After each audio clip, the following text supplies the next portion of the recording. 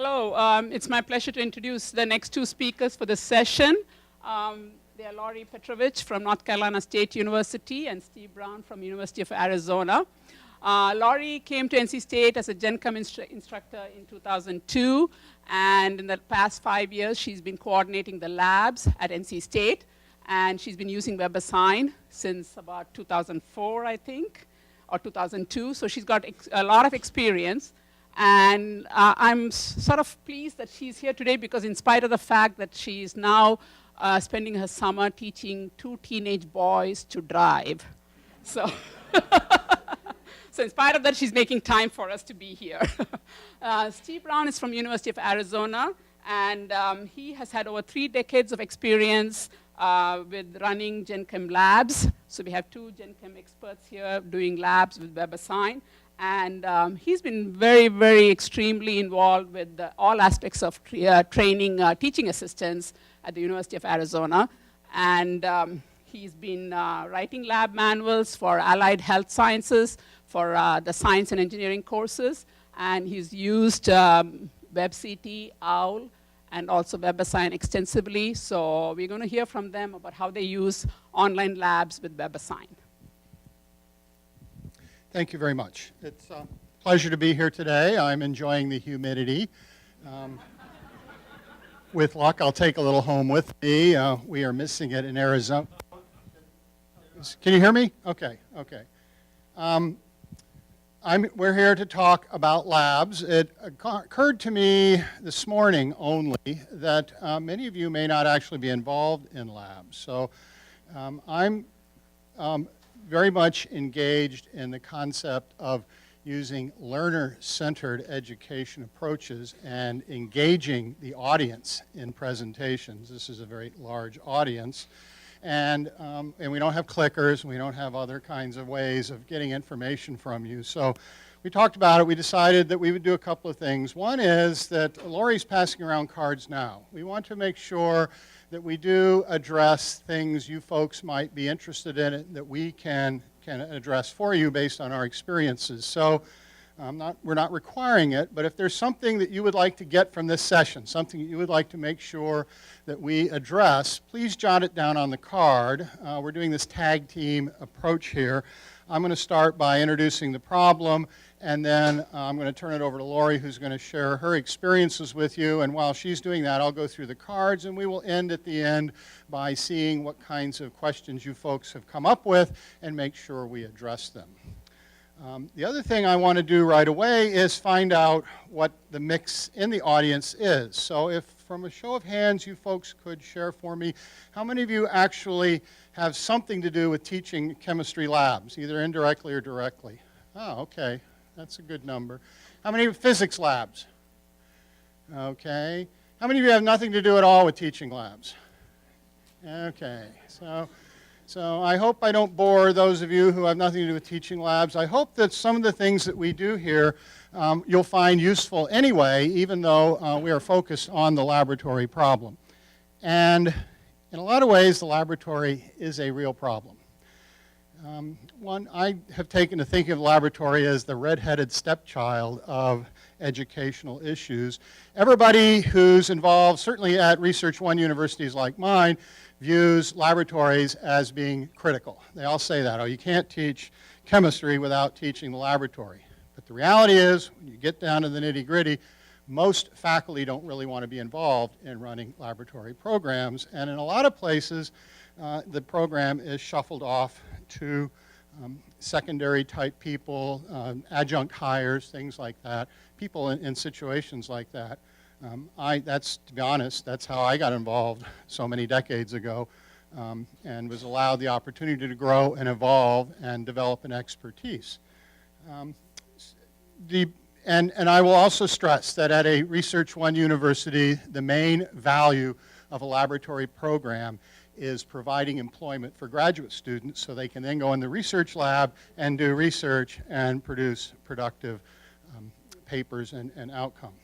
So we want to go through some of the issues that are associated. A lot of what we're going to talk about relates to this idea of teaching labs. Another problem with labs is that they are not really glamorous. you don't have the advantage of being the sage on the stage when you're in a lab. Labs are definitely learner-centered. They're definitely involved in students actively learning, and they don't depend so much on the person standing up in front and displaying their expertise. So they're not really glamorous to teach either.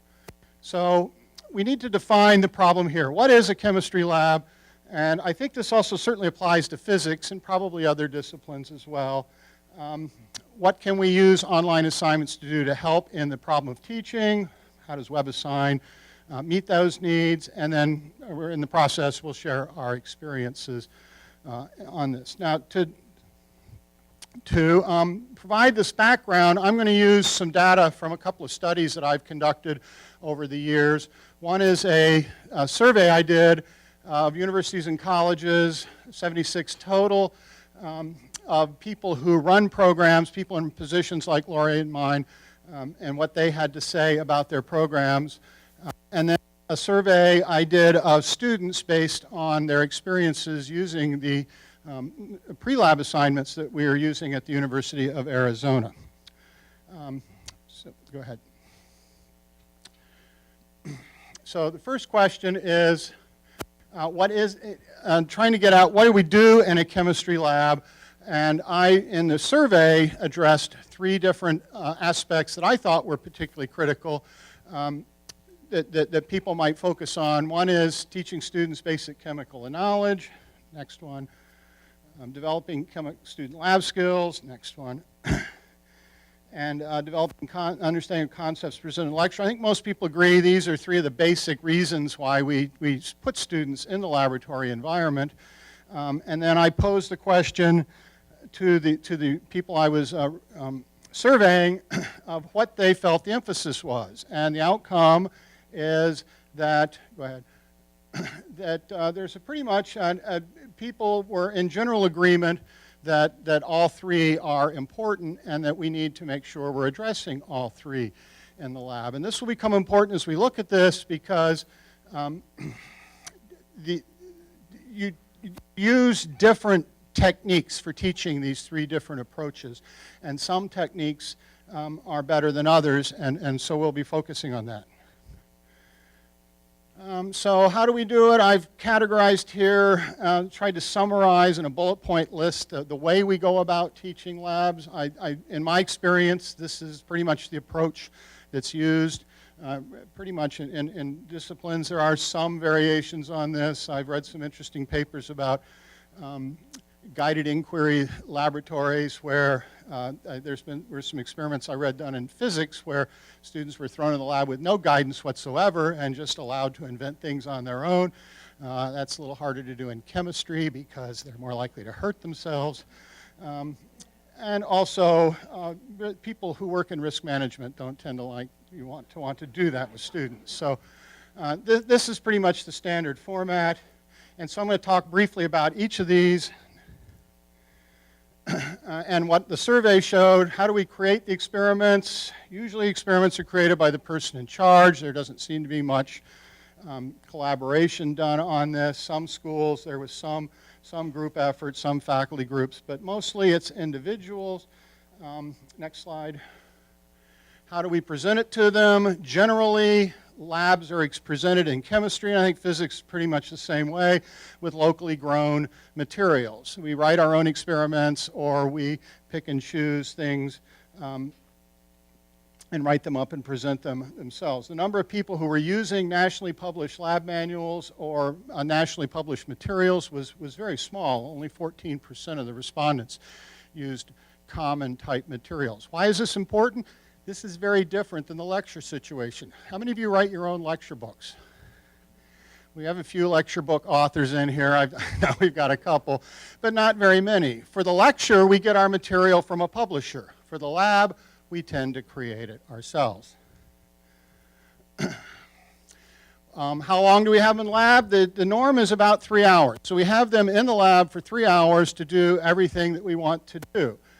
Who does it? I was surprised to find that there were actually that many faculty who, now maybe this is padded too, maybe they didn't want to admit who was responsible, but the 44% were handled by full-time faculty, but the other 56% is handled by what is essentially part-time people, and these are usually people who are short-term, who don't have a long-term interest in teaching and who don't have a lot of experience. Certainly if you're using graduate assistants or undergraduate assistants, I know in my case, some 70% of my TAs each fall semester have never taught before. So I'm dealing with people who are brand new to teaching.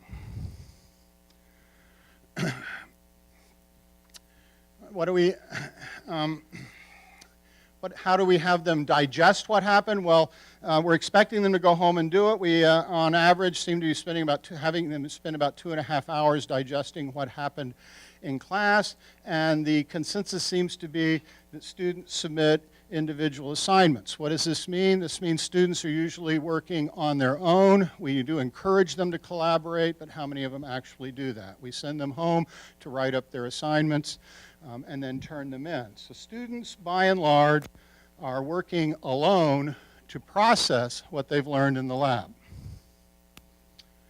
So what problems do we have to face because of this structure that we're working with?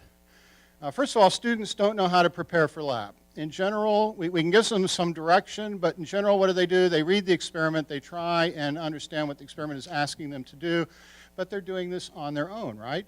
They're not interacting very much with other people, and they're not getting a lot of guidance on that. They're just doing it. They're going to read it and try and figure out on their own what they're supposed to do. They also don't have a lot of motivation to prepare for lab for a variety of reasons. The people who are teaching the lab, by and large, have limited and varied abilities to direct the students' learning. So you've got the blind leading the blind, in a sense. Once students take their data home, they are dependent on what was presented in the lab by their lab instructor to decide what happened and how to process what happened, and they're not very effective at doing that. So the problem is the guidance. And the guidance we are able to provide, perhaps a better way of saying is the lack of guidance that students get in dealing with what it is we're trying to teach them in the lab. So what can we do about that? Well, we can have students prepare in class. That's problematic if you're meeting them one day a week in lab. If you have a combined lab lecture, maybe you can spend some time in lecture, but who wants to take time away from lecture to talk about lab issues? I find that most people are not really interested in doing that. If you're in lab, you're focused on the day's lab. It's very hard to focus much time on what's happening next week. Students, we could grade student preparation activities, and we do that. We assign them pre-labs, but when do we grade them? We grade them after they've done the lab. So what kind of guidance does that provide? Very limited guidance. We could provide TAs more extensive training, turn them into instructors, but that's a slow, involved process. And again, it involves resources that most of us don't have. I'm very fortunate. I actually get my TAs for 2 weeks before classes begin at the semester. I also teach a class called College Teaching, where I try and teach them how to be instructors. I tell them on this one semester course, I'm going to give you a 4-year education experience. And even then, I still have many, many, many problems with them and their ability to guide their students. We could certainly devote more class time to reflection, but you take lab time away for reflection, and then they're spending less time actually doing experiments in the process of learning the laboratory work. And then we can provide them better ways to assess their analysis and understanding, but that requires them to be on task and to focus. So what we're going to focus on here with this talk is grading student preparation activities, something that online operations like WebAssign can help you do, and then provide students ways to assess their analysis and understanding, again, through the assisted online direction. So that's, okay, I got ahead of myself there. Okay, next slide. Now, what I've been focusing on right now is the pre-lab part. And so I'm going to talk about the pre-lab component of the problem, and then Lori's going to talk about the in-lab and her in-lab and post-lab experiences. I've got 3 Gen Chem lab courses. Actually, I've got 4. I don't know why I put 3 there. Because, well, because I'm doing different things in each of the courses. I'm trying different things, and so I'm using each course to do slightly different things. In 3 of the courses, the online assignments are graded by the TAs prior to lab. In the 4th course, it's an online graded by the computer. I've been primarily doing this up until the last semester in D2L. I don't know, how many of you are familiar with D2L? Anybody? I'm curious, a couple of people. Yeah, it's a cheap imitation of WebCT or Blackboard. Cheap meaning it's less expensive. I don't know that it's actually any better or any worse to use. But they're very limited tools. In the last semester, I've been trying to use WebAssign, so I have limited experience there. It's a much, much richer tool, has much, much greater potential. I'm looking forward to the ability to continue to evolve this as time goes on. I then, at the end of the semester, surveyed the TAs and the students for their views on their experiences. Next slide, please. And I was surprised notice I didn't give a null response. I made them either agree or disagree with the statements. But I gave the students a bunch of comments to comment on about their reaction to using the pre-lab assignments. There were 4 different courses. The 152 here is the course where it was only the online grading. The other 3 courses involve some level of TA grading of the pre-lab assignments. All of this had to be graded and done before they actually went to lab. And as you can see, it's pretty consistent that they all somewhat agreed with the statement. Next. In fact, no matter how I phrased the question, I pretty much got the same response. So the negatives were very, very small. The strongly agree or firmly agree was not particularly great, but the negatives were very small. I was very encouraged by this. So the students had a rather positive view of the value of doing this and of their preparedness to perform the experiments when they showed up for lab. Okay, Laurie. I want to share a few of the comments. Now, I'm a believer in getting written comments from students. I have 2,000 students, so it's an enormously time-consuming process to read what they write, and I do collect some responses from Likert scale surveys and things like that, but I do also still try to collect written responses because I feel I learn a lot more from them. And especially you can get a depth of their understanding by reading what they have to say. So I selected a couple here that I thought were particularly indicative of how the students were viewing this. And the second one here was a rather common response. Initially, there was some resistance to it, but as they got used to it, as they figured out what they were supposed to be doing, they began to see the value. Okay, next one. I picked the first one here because that also contrasts with the more traditional way of presenting a lab, which is just to give the student something very cut and dried to do, send them in the lab to do it, and then have them try and figure it out afterwards. By doing the pre-lab assignments, they're actually required to now go in and digest the experiment and try and understand what the procedures are designed to do, why the decisions were made to do particular things. Some of the questions even ask them to make decisions about what they're going to do in lab that are then clarified by the TA once they get to lab. So one of the things that goes along with this is I've been reducing the explicit direction I give them in the lab manual also. Now there's more open-ended things in the procedures so that they don't, so they have to make some decisions that they're going to then discuss with their fellow students in lab before they actually perform the experiment. So those are, next one then. And I thought this was particularly indicative of the value here and what I'm trying to do. The idea that now the students are seeing things more than once. They're not just reading the experiment once, but they're being forced to go over it multiple times.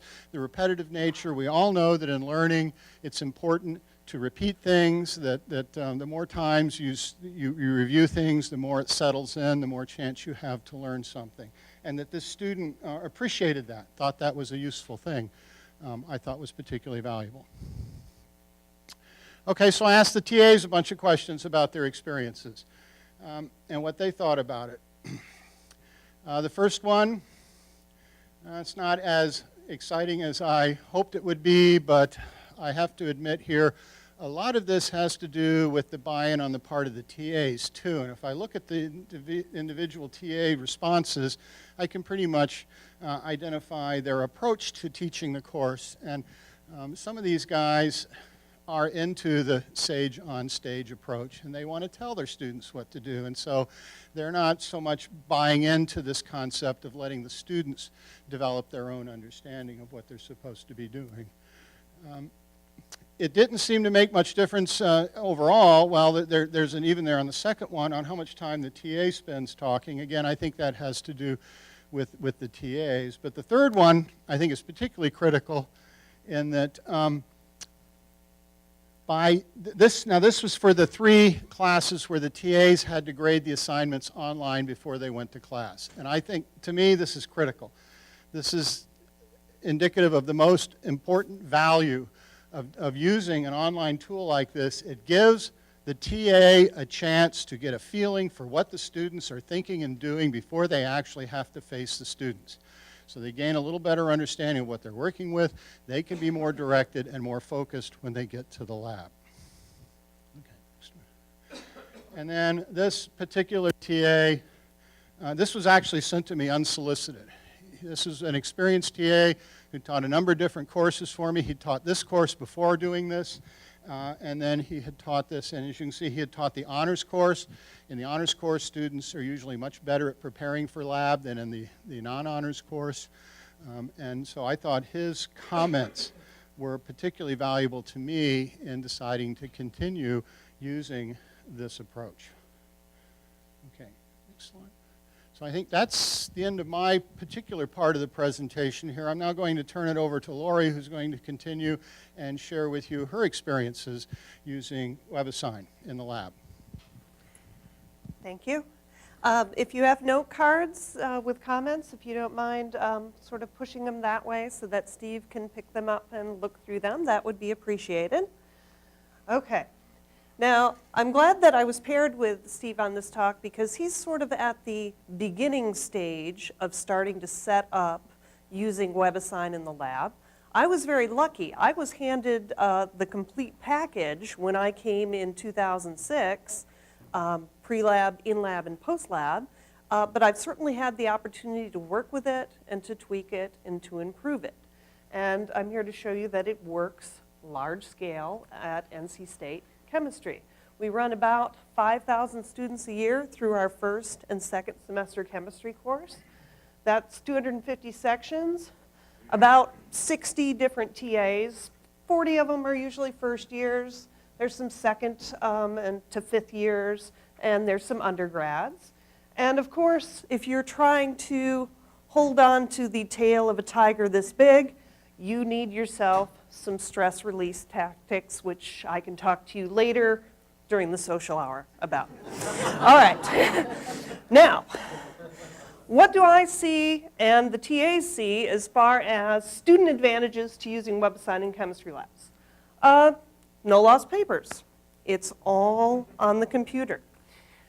There's no lab manual to carry. Not only are we doing the actual pre-lab, in-lab, and post-lab on WebAssign, but we had the opportunity this spring to move our entire lab content onto HTML pages, which I will be happy to show you in a few minutes. So the TAs, some of them have mentioned to me that, gee, I kind of like this online lab manual because nobody shows up and says, oh, I forgot my lab book.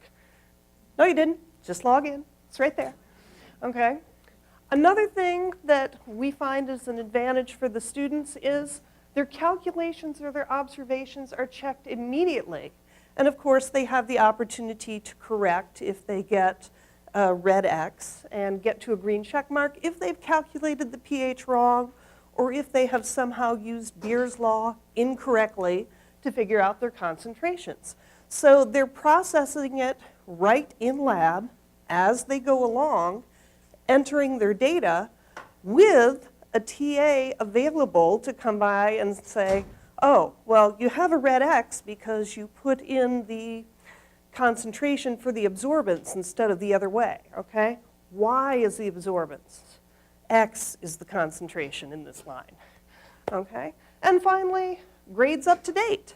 WebAssign is a very advanced tool. It has a grade book, so they know on a daily basis how they're doing in lab. And finally, announcements in the mail are kept spam-free. They can email their TA questions through WebAssign. The TA can answer. And that's particularly useful if you're the TA.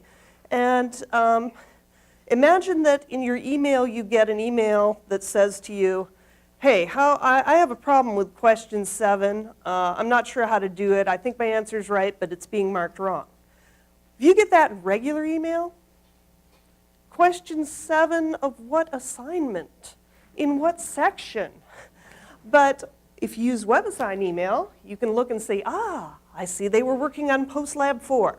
Well, they obviously must mean question 7 of post-lab 4, and I can see their responses and see that it's just a sig fig error or figure out what they've done. So these are what we see as the student advantages to using WebAssign in the lab. Now, TA advantages. No papers to lose or grade. TAs can check on lab preparation or the student's preparation prior to arriving to lab. Routine grading performed by the TAs. And as the previous speaker has also mentioned, it's very important to take some of this grading element, which is very routine, and make it automatic so that the TAs or the instructors can spend more quality time with the students, not with their red pen. Okay, so routine grading performed by WebAssign. Also, WebAssign has the ability to manually grade spreadsheets, essays, short answers, and we have a component for lab performance for the students as well that's graded. Their grade is up to date, and again, they don't have to deal with the spam issue. It's very easy for them to understand what question a student is asking because it's come through WebAssign and they know where that question came from. Now, one other thing about no papers to lose or grade. I always have used WebAssign in the lab, and so I never had the opportunity to step back and try it on paper again until just this last spring. We took our chemistry majors and we set them to a different section, and we worked in some new labs that were more pertinent to their curriculum, and of course we didn't have them in WebAssign. So we did the whole pre-lab, in-lab, post-lab on paper. Okay, do you realize that when you get this cycle going, you have one TA who teaches 20 students.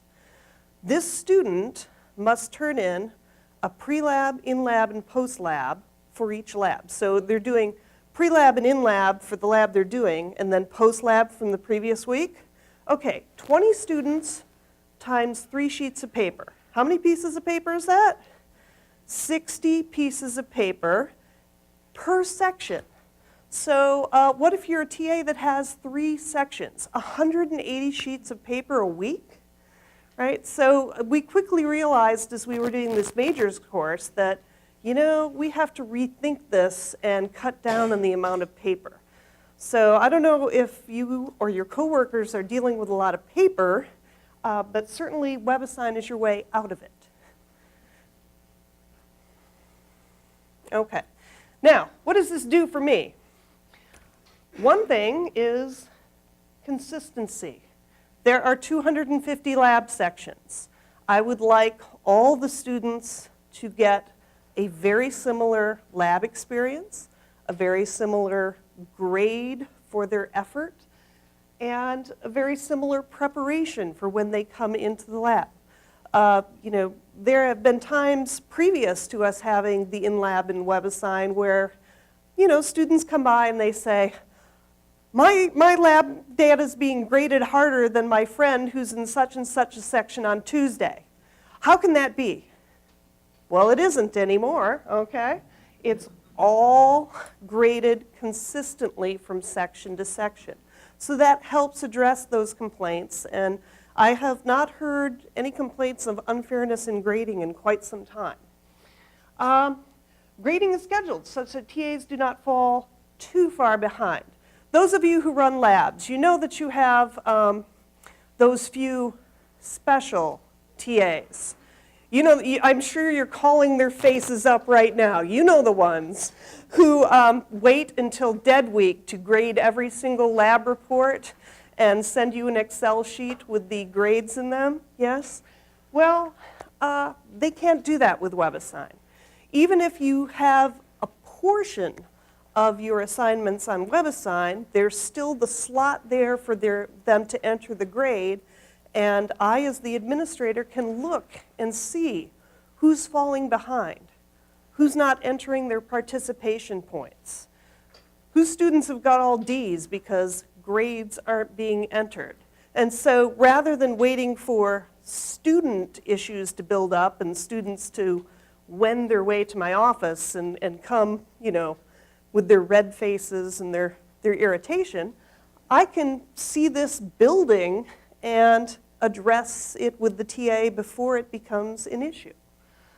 Okay, what else can I do? Ability to read student emails and questions. I'm the person who sets up all these sections, so I have access to all the emails. And if I noticed that there's a particular section that has 12 student emails, I'm definitely going to look at that and say, what are all these emails about? And it might be an issue that the time was scheduled slightly incorrectly. Maybe I meant to have it due at 11 p.m. and I did 11 a.m. It could be a simple issue, or it could be some indication that the TA isn't responding to student email, that there's emails from, you know, yesterday to 3 weeks ago, in which case, you know, I have to stop by the TA and say, your student emails are kind of building up. Are you sure you're working with them on these issues? So I don't have to necessarily walk around the building, although I do often, but I don't have to walk around the building to realize that there are things happening. Of course, it's a TA productivity increase because they spend their time one-on-one with students or 20-on-1 instead of with their red pen. And updated student rosters. When you have 5,000 students going through a building a week, the first week is especially exciting because lab will start at 2 o'clock, and at 2:05, some student will come running through the doorway looking around frantically. And of course, 8 labs have started at 2 o'clock, and they don't know where they need to go. But that's all right. WebAssign has updated student rosters for the TA and for me. We can figure out where you need to go, okay? We'll get you to the right room. Show up to this room for every week hence, okay? But it is linked to our registration system so we can get students where they need to be. All right, thank you. All right, so how do we address this? 100 points seems like a nice breakdown for us. So there's a pre-lab that addresses safety, waste, what they're gonna do. And it's due before lab starts. I usually do it 11 o'clock the night before. Right now we're in summer session, which is 5 weeks, so I'm having it due right before lab starts, which I don't necessarily like. I would rather have them read it the night before and sort of have it percolate, but that's okay. Summer's short, so right before lab's good. Then we have an in-lab, which collects and grades data, observations, calculations, probes their knowledge of theory. The solution turned red. Why? A precipitate formed. How come? Right? Tell us. It also includes a student lab performance component. That's the 15 points, where this is sort of the TA's freedom to say, you know, I notice that it seemed to me your lab partner was handling all the chemicals and doing all the mixtures. I really want to see you participating in this as well. So maybe you're not going to get 15 points this week. Maybe you're going to get 13 or 12. And it's amazing. There are 1,100 points a semester. But it seems like taking away 3 points equals taking away 300 points. Just a few points, which barely even affect the grade, but they make an impact on the student and can change behavior. So we don't have to take away those points often, and they seldom affect the grade very much, but they do send a message to the student of, hey, you gotta help out as well. Our in-labs are due at the end of the lab period, and we also have come to the conclusion that it's best if the student records their data and their calculations on paper for later referral. And one of the reasons is there's a post-lab. So you may have been able to calculate how much sodium hydroxide you needed for that buffer with your lab partner standing next to you and your TA helping you out. But if you're not savvy enough to write that down on the piece of paper and make sure you understand how to sub out the variables, guess where it's going to hit you? On the post-lab. So this is your opportunity to make sure the students digest the information that they've learned, the techniques that they learn, and we have this due days after the lab period. Now, as students do tend to share and possibly overshare, it is necessary to randomize whenever possible. Obviously, we can't randomize the pre-lab a whole lot. It's what you're going to do. And your data is your data that you collect, but certainly whenever possible, and most of the time in the post-lab, when we give you alternate scenarios of, okay, say you had this much material that you wanted to turn into a buffer, we will randomize the numbers, randomize the equations that they need to write, randomize the scenarios that they need to identify. Okay, so that's how we do it. That's our 100 points. Okay, now we have such lovely labs at NC State that I thought I would give you kind of like a virtual tour here. So this is our little video break. These students agreed to be filmed. So let's get to them. Let's see. Play again. Oops.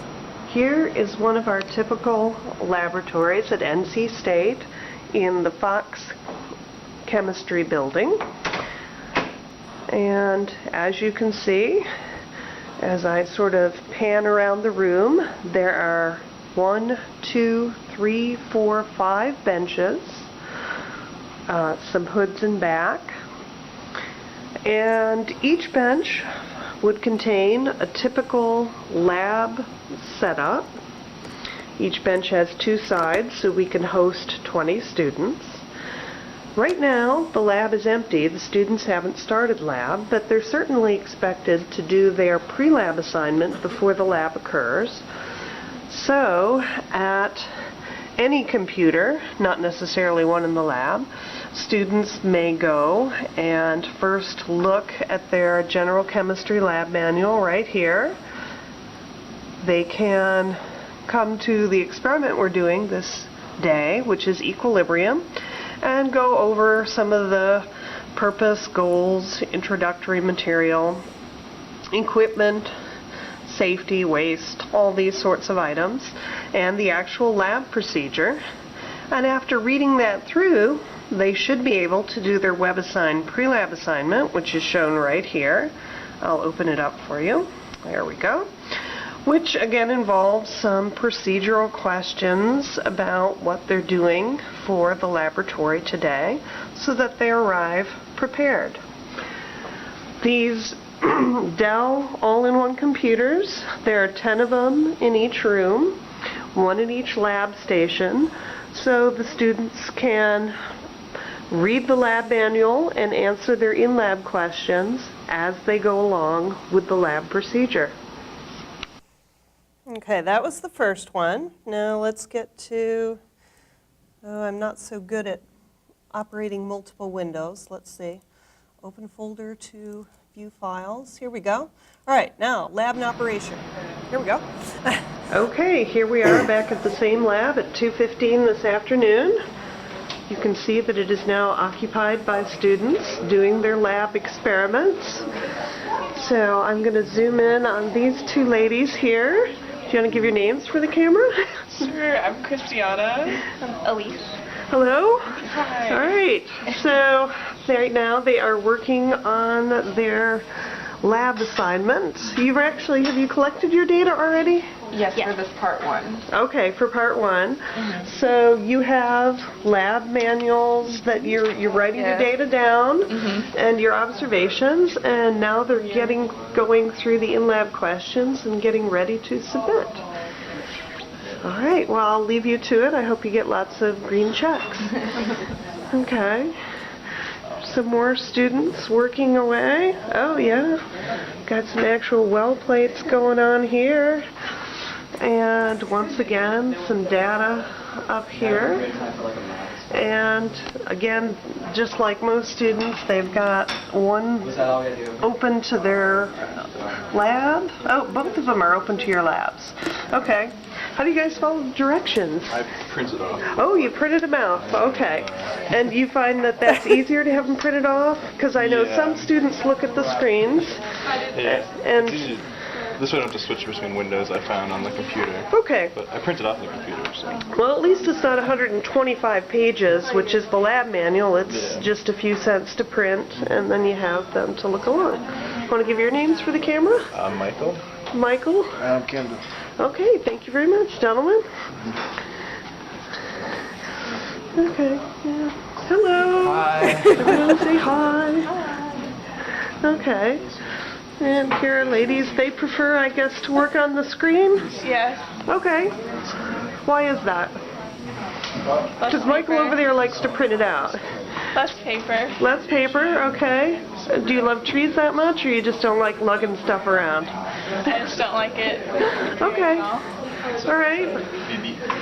Sounds good. Working away on your stuff.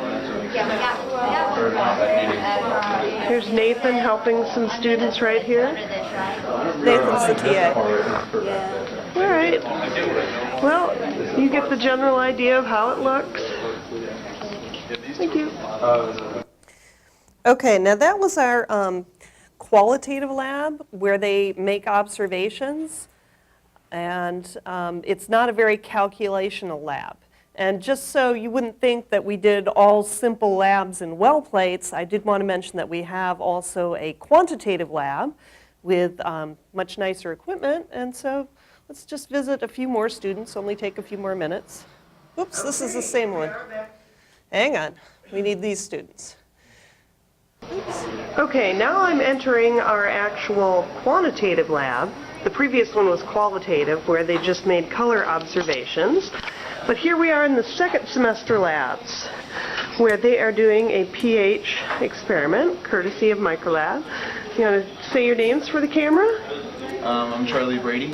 Oh, okay. Alex Venegas. Hello, Charlie and Alex. Okay, so you can see the same sort of thing. They've got their instructions up on the screen. And they also have some areas where they're writing down their data.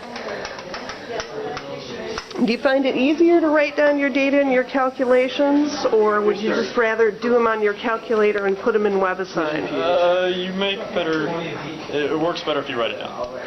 That's kind of been my impression as well. Makes it easier to transfer between the in-lab and Okay. post-lab. Okay. And do you have some green check marks going?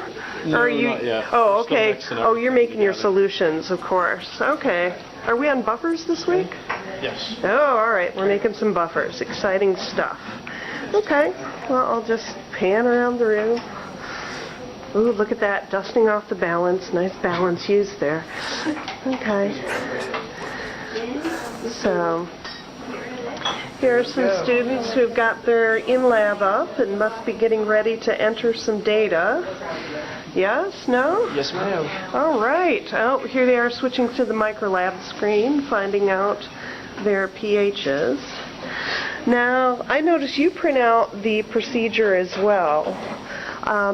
Some people like it on the screen, some people print it out. Why do you like it printed out? Well, it's easier to look it up and know the lab events. Okay. All right, I won't distract you. I see you're trying to collect some data. I got it. Okay, so you find it easier to have it printed out. Okay. Okay, well that gives you an idea, number one, of our beautiful facilities. We really lucked out. We love our new building and our micro lab equipment, and also sort of how this is used in the lab. So I will switch back briefly to the slideshow. Here it is. And let's see, is it still back on the slide I was on? Oh, okay. So the labs that you saw, the qualitative and the quantitative, are right here. And the thing I wanted to highlight for you is a couple things to do with the labs. So let me go and see if I can't get to class view. Hopefully it hasn't logged me out. Now, I actually have to go to the students that agreed to this, so hang on a sec. Let me log on back in.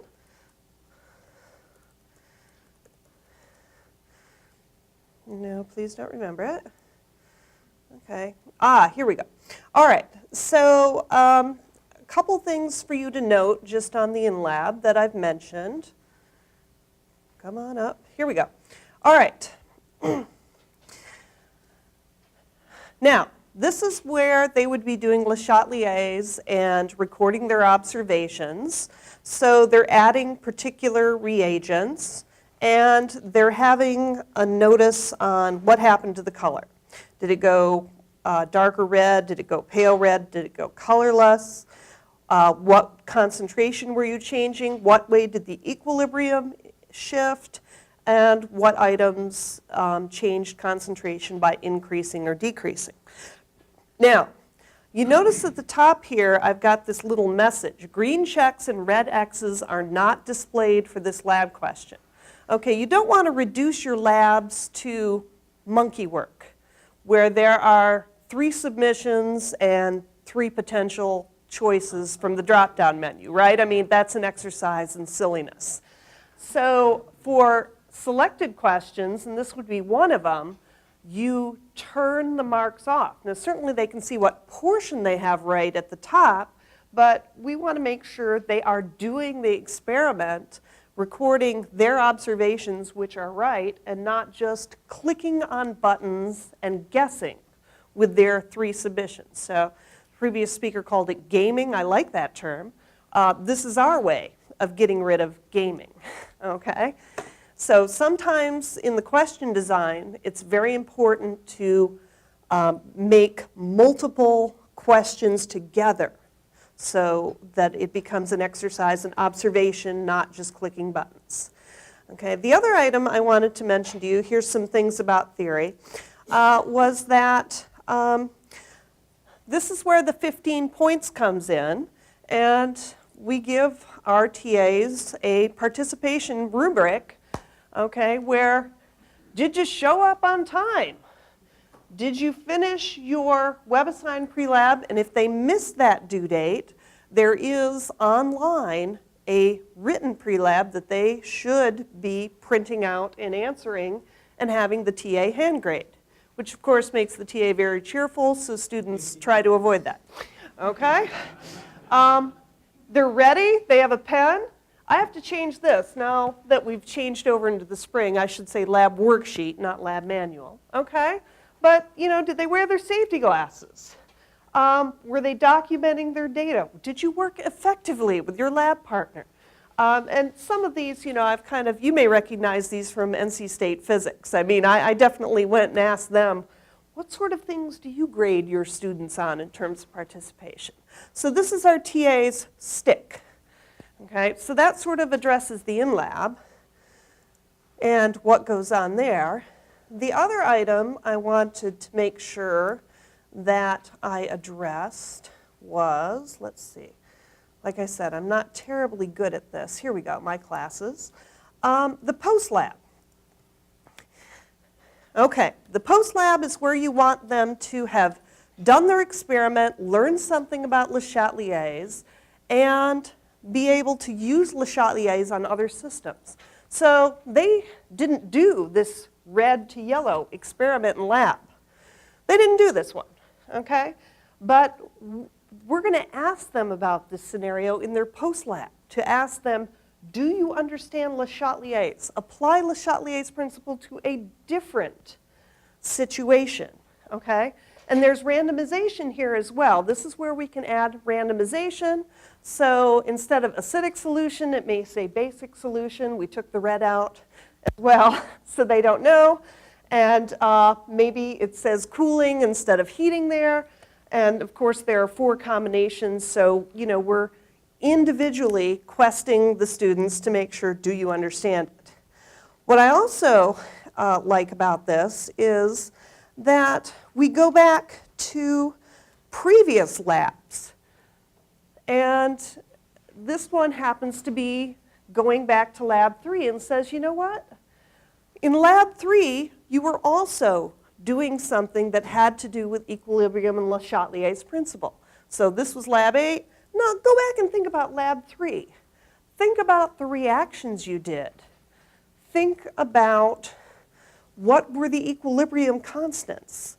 Which is preferred here, reactant or product? So we're actually not only making them go back to the lab they just did a few days ago, but in the really good cases, and this is one of them, we're making them go backward to previous labs and say, did you know you were using equilibrium and Le Chatelier's when you did these previous labs?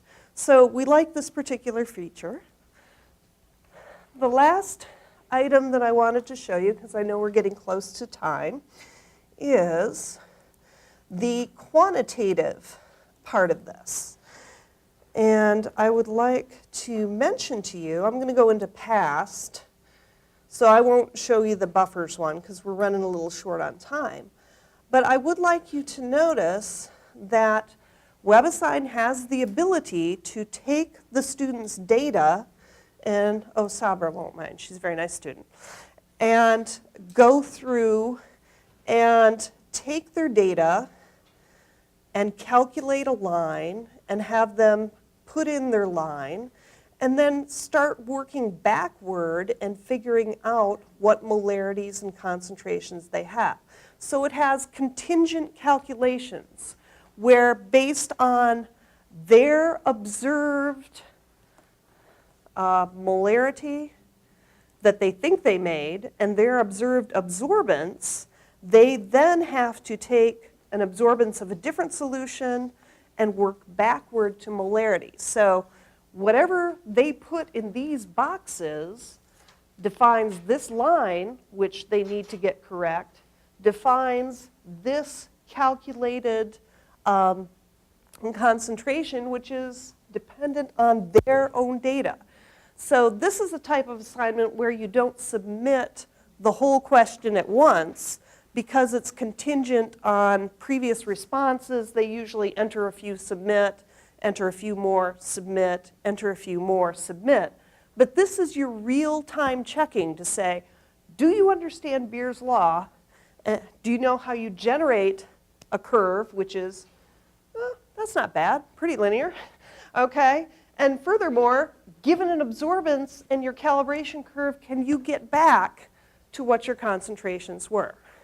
So that would be a quantitative application to using WebAssign in lab.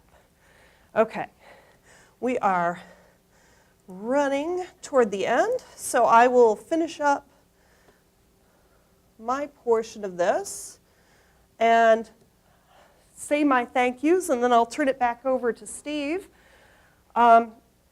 These labs were designed by a number of faculty at NC State, and we've had numerous conversations about how to take the post-lab and make them think and digest about what they did.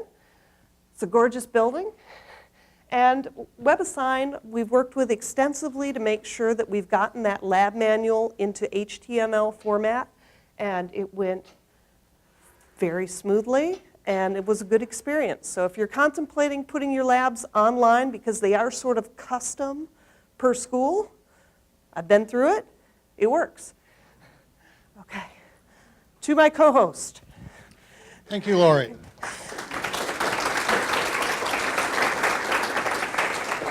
We did get a few questions. I can't answer them in detail, but I will at least touch on them so we can move on. First one, how many questions in a typical pre-lab? 3 to 5, multiple choice or short answer, and 2 free answer are what I've been doing. Do you randomize your pre-lab questions? I do try and write parameterized or randomized questions so that students don't necessarily get the same question each time they load up, which gets to another question. How do you deal with cheating? You try and provide a variety of things for them to go, so not every student gets the same questions. But I also like to point out that cheating for pre-labs is not necessarily an issue. If they cheat on pre-labs, it becomes very clear that they don't know what they're doing when they show up for lab. As long as you aren't making the pre-lab grade a significant fraction of the course grade, in my case it's about 15%, then cheating doesn't really help them that much. I understand how to do tutorial things, but how do you do assessment? In other words, your own assigning a grade. Eric can address that, I think. Is that right? So, assigning grades. How do the TAs view the WebAssign pre-lab scores? Well, TAs are given access. One of the charms of WebAssign is it allows you to set up a master course with subsections, something that most programs don't allow. This is something that's relatively unique to WebAssign and something that for people in our situation is very valuable. The idea that I can create the entire course, we can then create subsets, sections where the TAs can only view their own sections. How to feedback to students for wrong answers to tell why the answer is wrong. I believe that there is a response that is allowed. Eric, you can also elaborate on that. I will leave that to Eric to address.